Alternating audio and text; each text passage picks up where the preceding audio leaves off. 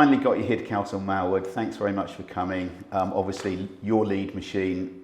Really want to use this episode to sort of debunk some of the myths of lead generation and the sort of things that your company does to assist people in actually, furthering their business and actually getting new opportunities in through the door. Of course, yeah. No, thanks for having me. I mean, how long do we have to debunk some myths, eh? Yeah, well, we can just go with the top ones to begin with and see where we get to. But as long as there's something good to talk about, I think you and I know that we can chat for ages about this sort of stuff. So let's try and I say put some of those top myths, those top things that are really important, which hold people back. Let's try and expose those. You do this every day of the week, so it's really great to have your expertise to be able to talk to us about, how that happens, what you see in the market, what are the do's and don'ts and things like that. Yeah, of course. So I think firstly, what I see the most is people think that anyone can do lead generation, and I'm sure you've seen that. But what they use specialist accountants. They may use specialist recruitment companies. They may use quantity surveyors, so specialists within their industry. Now, lead generation over time has been an activity. Yeah, get him on the phones, done. I don't think those days exist anymore. You have to have a process that is built behind a marketing strategy. And for someone to really get on board with that and actually understand what they need to do, it's more than just picking up the phone. Yeah, so do you think, let's talk pre-pandemic, pandemic, post-pandemic. So I think what you were just describing there was probably the pre-pandemic sort of panacea of how lead generation, lots of lead generation going on, very targeted, using specific people, and enjoying a modicum of success, but not particularly well structured, I think is what you just said to me. Yeah. And then the pandemic came along, and that changed a lot of things for lots of people. Of but also, I think because everybody went to a remote working, that must have really changed the dynamic in terms of cold calling and lead generation and the visibility, creating visibility for companies that you work with. Talk about what that piece was like in the pandemic, Kaush, in terms of... So if we start pre-pandemic, okay, what it was generally, it was having control of your lead generation team, having numbers in the office, maybe as a vanity metric, and actually not looking at headcount and the efficiency of individuals. So what you'd see in a general business, they may have a team of 4 lead generation individuals, they may have a team of 10 lead generation individuals, but each individual is singing off their own hymn sheets, okay? The cultures in these organisations were very much dog eat dog, and they thought they could create a alignment between peer pressure and success. What that does entails, I guess, is short lifespan of employees, stress levels are high, and maybe these leads that are being generated aren't of the quality that are required, but more to the quality for that individual to get their commission. What you saw in the lead generation game pre-pandemic was low basic salaries, high commission. Not really a healthy lifestyle for anyone to live. No, and not a particularly great metric for the organisations that are actually trying to work with an organisation like that, because as you say, the culture, it feels quite wrong. Yeah. Yeah, and there doesn't seem to be much in the way of accountability in terms of how you can get into those leads. So they're fairly shallow leads, is what you're saying, which is generated. It's all about a number. Of course. And so therefore, that doesn't have the right behaviour. Yeah, and at the time, it's about for the management team, for the sales director of that business, for example, they need something to do. So let's manage a telemarketing team. Yeah, or for the marketing manager, let's manage a marketing team. But really, what are you managing? Do you need to be doing that as a sales director? And does a sales director's skill sit in managing a lead generation team? Because they're two completely different things. And the first thing is pre-pandemic, we got a lot of people saying to us, yeah, I need a telesales campaign. Well, we do telemarketing. It's a big difference. And the days of the credit cards, account numbers, sort codes, DDs on the phone being set up, I don't think they exist in majority industries anymore. I have an insurance background, and even when I was in that industry, it was getting harder. Every quarter of the year, you could tell people were getting a bit more switched on. They didn't want to hand their direct debits over. They knew that they could ask for a direct debit form and they could do that in their own time. Yeah. So with telemarketing, it's about being question-led.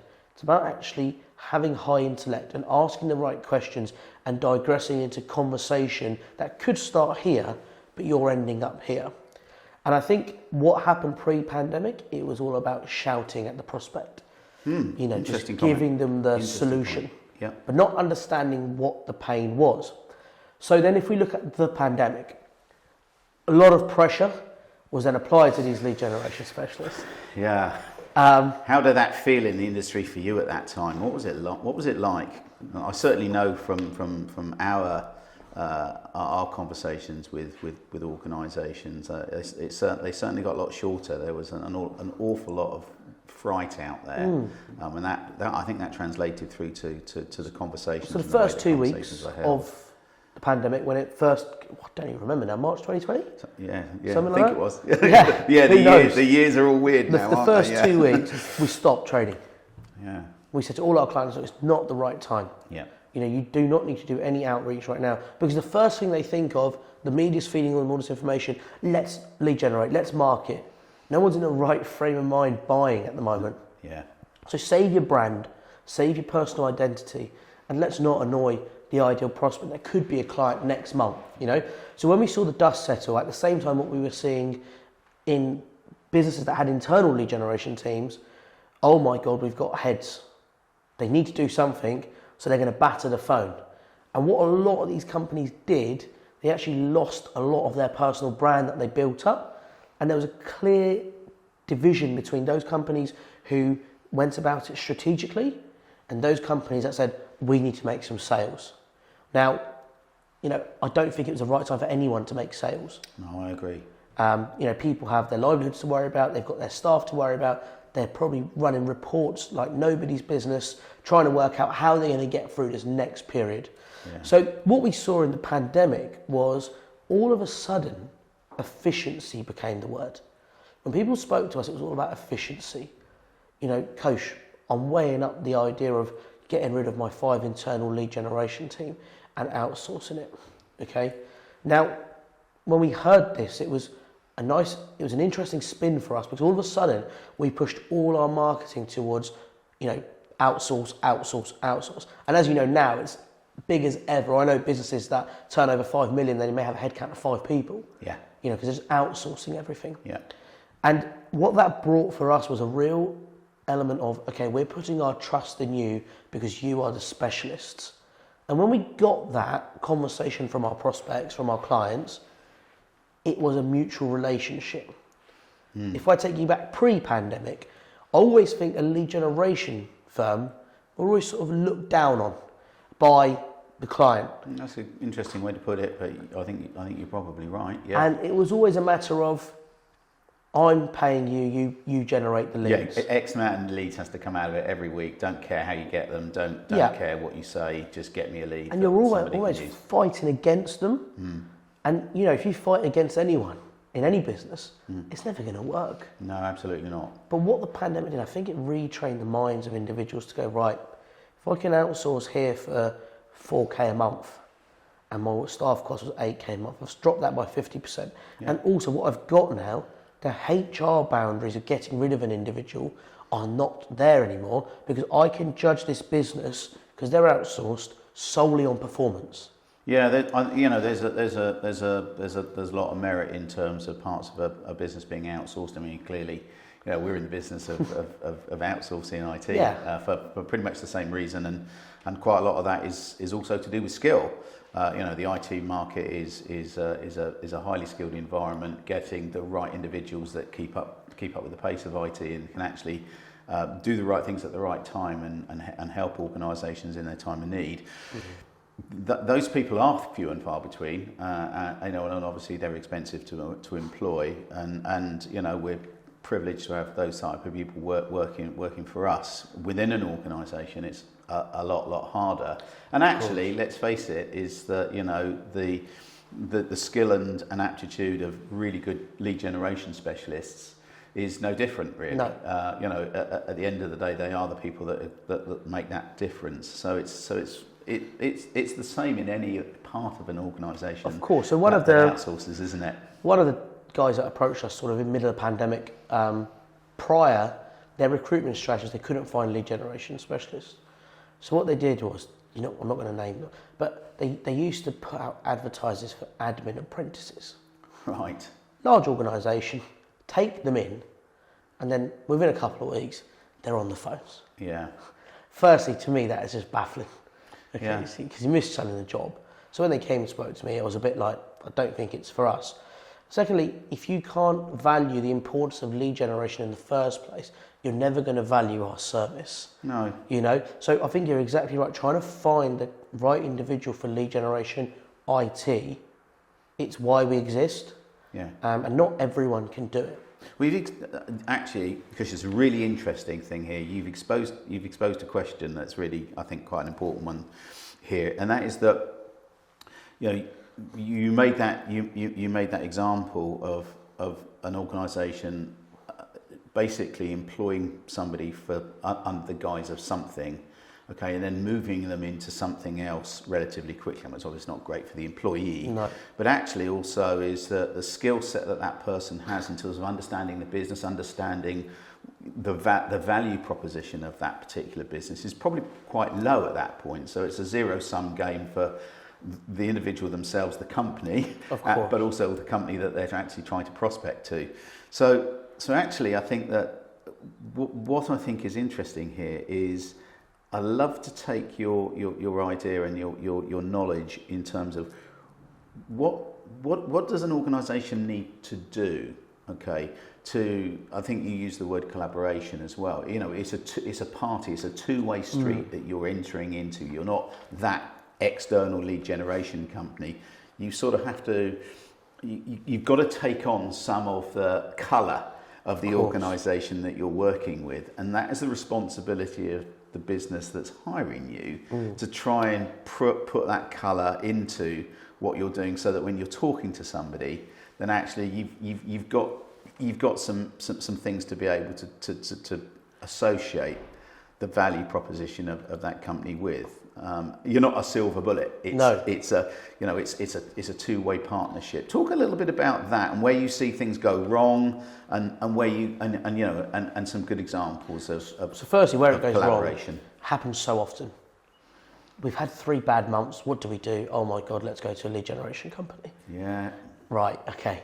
So, completely honest, at day one of the business, you know, you need to get customers through the door, you take them. Now, we don't want nothing to do with them. Okay, the reason is because they're not just failing because of their lead generation.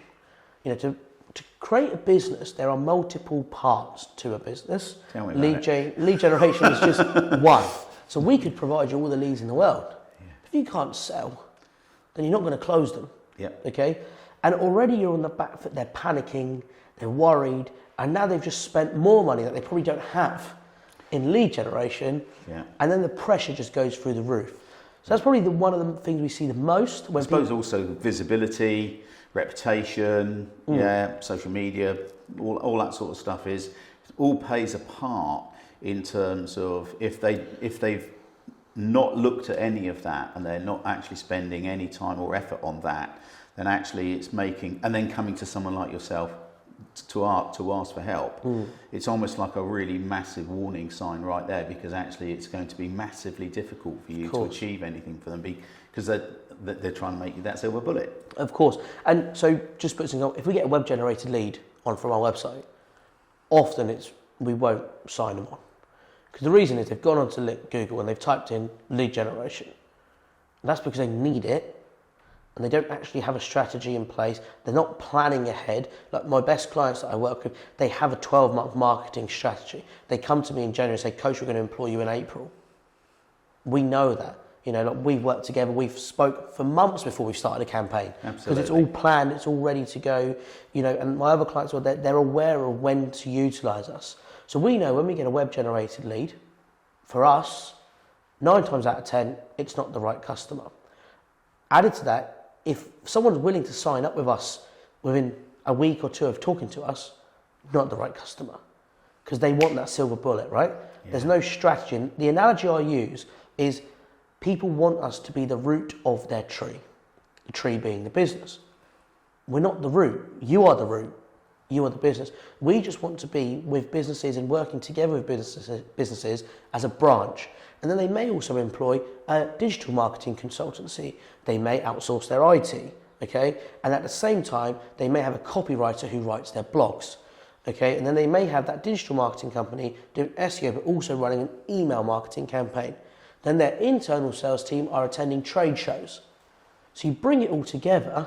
Yeah, it's a good analogy. That whole thing is that don't expect us to be the base of the pie, because there's a whole lot of other things that are in there, and it's you're one of those pieces of that success chain, aren't you? Exactly. And when we get brought into businesses that we've worked with for a long time, we now are close with the digital marketing agency they work with, or their internal marketing, the copywriter. You're We're in all tune. working So, together. you know the messaging, you know what's coming out, you know the tone. Everything like that is actually starting to come together, rather than you having to try and figure it out and almost tease it out of the organisation, who, as you say, don't have a strategy, so they don't really know what their tone, what their messaging should be. And I think the hardest part of any sales, whatever you do, is education.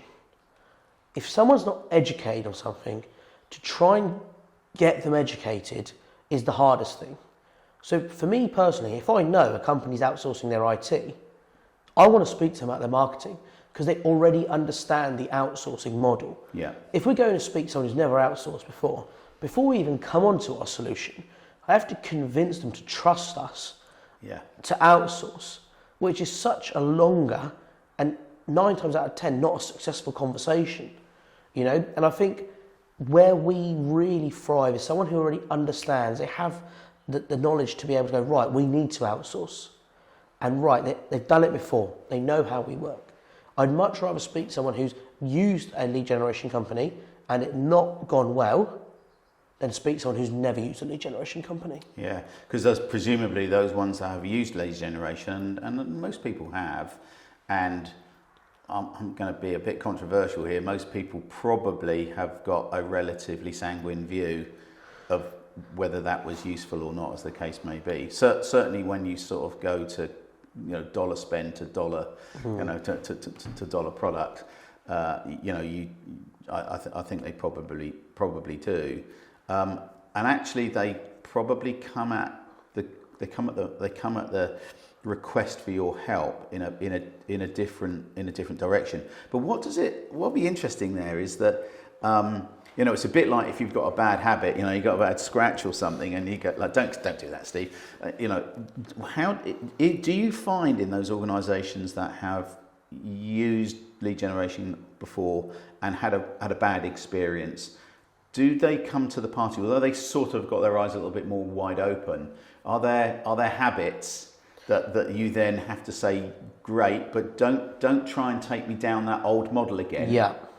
So there's 2 types that have from past experience. There's one that, of course, they don't learn, and there's one that they have learned. So we speak to a lot of people that say, right, coach, this went wrong, that went wrong. Part of our questions are, what went wrong? Let's not do that, and let's do something that we haven't done yet. Of course, you have your companies that just aren't good at what they do. So that's an anomaly. We put that to a side.